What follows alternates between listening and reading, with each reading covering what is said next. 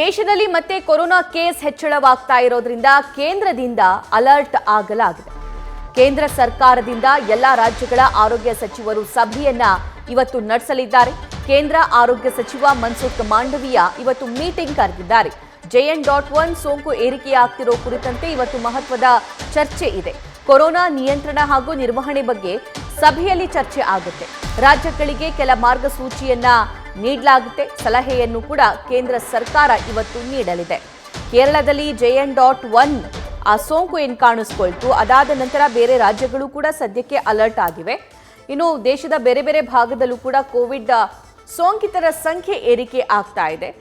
ಈ ಬಗ್ಗೆ ಕೇಂದ್ರ ಸರ್ಕಾರ ಕೂಡ ತುಂಬಾನೇ ತಲೆ ಕೆಡಿಸಿಕೊಂಡಿದೆ. ಹಾಗಾಗಿ ಆರೋಗ್ಯ ಸಚಿವ ಮನ್ಸುಖ್ ಮಾಂಡವಿಯಾ ಇವತ್ತು ಎಲ್ಲಾ ರಾಜ್ಯದ ಆರೋಗ್ಯ ಸಚಿವರ ಮತ್ತು ಆರೋಗ್ಯ ಇಲಾಖೆಯ ಹಿರಿಯ ಅಧಿಕಾರಿಗಳ ಸಭೆಯನ್ನ ಕರೆದಿದ್ದಾರೆ.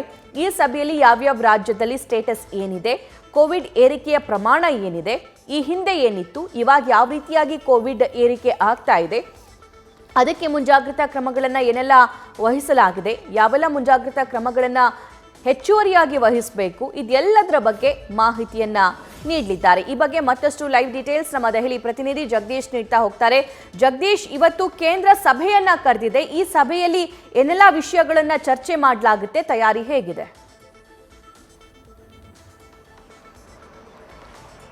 ಸಭಾ ಇವತ್ತು ಮನ್ಸುಖ್ ಮಾಂಡವಿಯವರ ನೇತೃತ್ವದಲ್ಲಿ ಕೇಂದ್ರದಲ್ಲಿ ಆರೋಗ್ಯ ಸಚಿವರ ಸಭೆಯನ್ನು ಕರೆಯಲಾಗಿದೆ. ಎಲ್ಲ ರಾಜ್ಯದ ಆರೋಗ್ಯ ಸಚಿವರು ಸಹಿತ ಈ ಒಂದು ಸಭೆಯಲ್ಲಿ ಭಾಗಿಯಾಗಿರ್ತಾರೆ.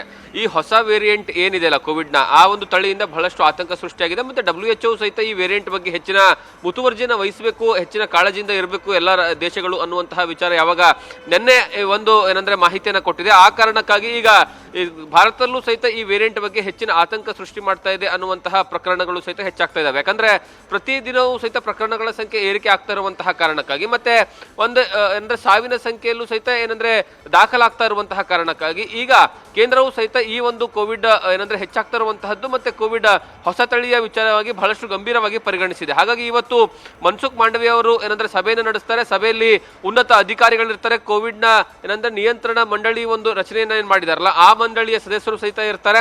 ಅದರ ಜೊತೆಗೆ ದೇಶದ ಎಲ್ಲಾ ರಾಜ್ಯದ ಏನಂದ್ರೆ ಆರೋಗ್ಯ ಸಚಿವರುಗಳು ಸಹಿತ ಇರ್ತಾರೆ. ಅದರಲ್ಲೂ ಕರ್ನಾಟಕದ ಸಹಿತ ದಿನೇಶ್ ಗುಂಡೂರಾವ್ ಇರ್ತಾರೆ.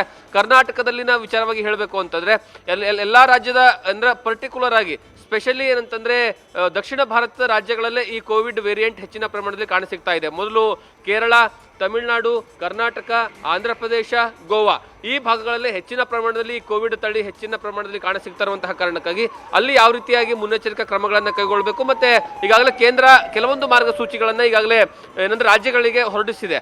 ಅದನ್ನ ಕಟ್ಟುನಿಟ್ಟಾಗಿ ಪಾಲನೆ ಮಾಡೋ ಸಲುವಾಗಿ ಮತ್ತೆ ಕೇಂದ್ರದಿಂದ ರಾಜ್ಯಗಳಿಗೆ ಯಾವೆಲ್ಲ ರೀತಿಯಾಗಿ ಸಹಕಾರ ಬೇಕಾಗುತ್ತೆ ಅನ್ನುವಂತಹ ಲೆಕ್ಕಾಚಾರದಲ್ಲಿ ಅಂದ್ರೆ ರಾಜ್ಯದ ಸಚಿವರುಗಳ ಜೊತೆಗೆ ಮತ್ತೆ ಅಧಿಕಾರಿಗಳ ಜೊತೆಗೆ ಚರ್ಚೆಯನ್ನ ಮಾಡ್ತಾರೆ.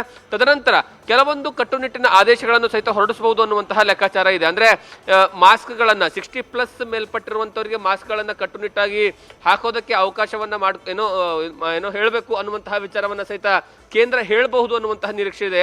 ಅದು ಆಯಾ ರಾಜ್ಯಗಳಿಂದ ಕೋವಿಡ್ ಪರಿಸ್ಥಿತಿ ಅನುಗುಣವಾಗಿ ನಿರ್ಧಾರ ಆಗುತ್ತೆ. ಯಾಕಂದ್ರೆ ಈಗಾಗಲೇ ಕರ್ನಾಟಕದ ವಿಚಾರವಾಗಿರ್ಬೋದು ಅಥವಾ ಕೇರಳದ ವಿಚಾರವಾಗಿರ್ಬೋದು, ಎರಡೂ ರಾಜ್ಯಗಳಿಗೆ ಬಂದು ಹೋಗುವಂತವರ ಗಡಿ ಭಾಗದಲ್ಲಿ ಏನಂದ್ರೆ ಟೆಸ್ಟಿಂಗ್ ಸಂಖ್ಯೆ ಹೆಚ್ಚಳವನ್ನ ಮಾಡಬೇಕು ಅನ್ನುವಂಥದ್ದು ರಾಜ್ಯ ಸರ್ಕಾರವನ್ನ ಸಹಿತ ಘೋಷಣೆ ಮಾಡಿದಲ್ಲ. ಅದೇ ರೀತಿಯಾಗಿ ದಕ್ಷಿಣ ಭಾರತದ ಕೆಲವೊಂದು ರಾಜ್ಯಗಳಿಗೆ ಈ ಒಂದು ವಿಚಾರವನ್ನ ಅಂದ್ರೆ ಹೆಚ್ಚಿನ ಪ್ರಮಾಣದಲ್ಲಿ ಅನುಷ್ಠಾನವನ್ನ ಮಾಡೋದಕ್ಕೆ ಮತ್ತೆ ಟೆಸ್ಟಿಂಗ್ ಗಳನ್ನ ಹೆಚ್ಚಿಗೆ ಮಾಡೋದಕ್ಕೆ, ಅದಾದ್ಮೇಲೆ ಈ ಒಂದು ಹೊಸ ತಳಿ ಇದೆಯಲ್ಲ JN.1 ಆ ಒಂದು ತಳಿಯ ಮಾದರಿ ಏನಾದರೂ ಕಂಡು ಬಂದಲ್ಲಿ ಅವರಿಗೆ ಸರೌಂಡಿಂಗ್ ಇರುವಂತಹ ಜನರಿಗೆ ಟೆಸ್ಟ್ ಮಾಡುವಂತಹ ಏನಂದ್ರೆ ಟೆಸ್ಟ್ ಮಾಡೋದಕ್ಕೆ ಹೇಳುವಂತಹ ಪ್ರಸಂಗವು ಸಹಿತ ನಿರ್ಮಾಣ ಆಗಬಹುದು ಅನ್ನುವಂತಹ ನಿರೀಕ್ಷೆ ಇದೆ. ಒಟ್ಟಿನಲ್ಲಿ ಈ ಒಂದು ತಳಿಯನ್ನ ಕಂಟ್ರೋಲ್ ಮಾಡೋ ಸಲುವಾಗಿ ಆರಂಭಿಕ ಹಂತಗಳಲ್ಲೇ ಕೇಂದ್ರ ಸರ್ಕಾರ ಮತ್ತು ರಾಜ್ಯ ಸರ್ಕಾರಗಳು ಮುಚುವರ್ಜಿಯನ್ನು ವಹಿಸಿರುವಂತದ್ದು ಕಾಣಿಸ್ತಾ ಇರುವಂತದ್ದು. ಸಭಾ, thank you Jagadish. News First ನಿರ್ಭೀತಿಯಿಂದ ನಿಮ್ಮ ಪರವಾಗಿ.